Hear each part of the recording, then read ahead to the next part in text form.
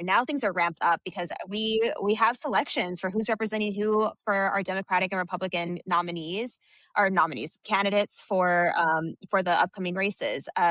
Bear County, we saw some upsets.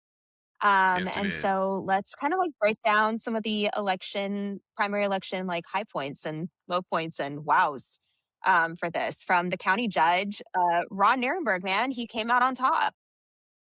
I told Ron right before he That was ran, I said, "Hey, crazy. man, this is all the thing you needed." No, I didn't say that. I think a lot of the settlement when it comes to the county judges in county judges race in Bear County is that I feel like on the Dem side that a lot of people liked Judge Sakai and they thought he was nice and he was an outstanding human.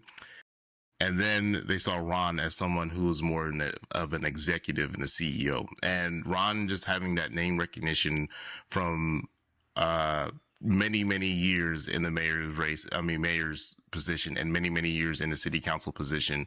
It just seems like that carried over quite well, actually, because after the results, it was like 5 minutes after the results came in, it was kind of like, oh, well, okay, I guess.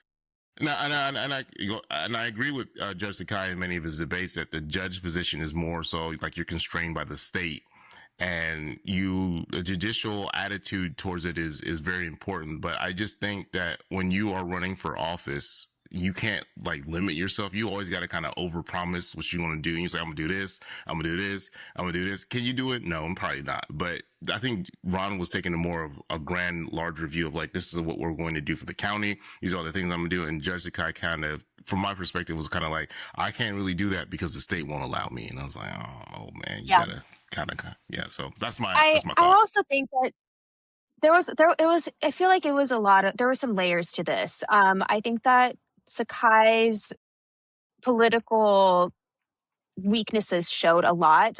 For me personally, him saying that he had no idea what Project Marvel was, that he only had a 30-minute briefing, and that he didn't even know what it really was, kind of irked me because, I mean, that man had a role in putting that on a ballot. How are you going to tell me that you didn't know what it was? Additionally, you were in the ads. He was in the ads advocating for this vote. So how are you going to say that you don't know what was going on, but you were literally in paid political ads for it, put it on the ballot, and you didn't know what was going on? Like that to me as a county judge, like you can't have that response. Additionally, like just kind of, I think the things with his staff, his communications director, like that coming out, I don't think that gave him any favors. Also, it's San Antonio, man. You tell me who your friends are, I'll tell you who you are. He had Joanne Ramon on his campaign team. She's a well-known campaign like manager. She's done a lot of campaigns in the past, but she also has a very peppered past and history.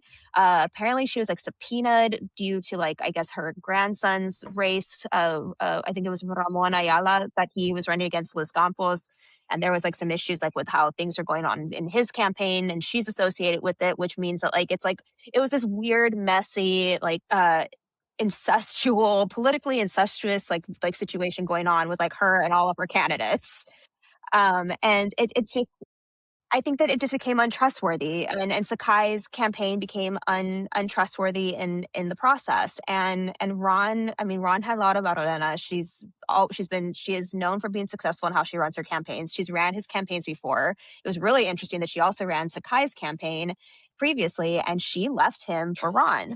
And Mm-hmm. so I think that it's there was just a lot that Sakai didn't do himself any favors. And now we're going to have Ron, who's going to take on the county. And to your point, I think that it's really funny because like the county lives in this like really gray area of the Wild West, of like, oh, that's a state issue, or like you need to take that up with the state, and then the state's like, oh, that's a city level, like that's a local issue, like you take that up with like your local like they get away with a lot. And so I think that it is time for somebody who maybe has more of that discipline and structure to like go in and say, hey, we need to clean things up. So it'll be really interesting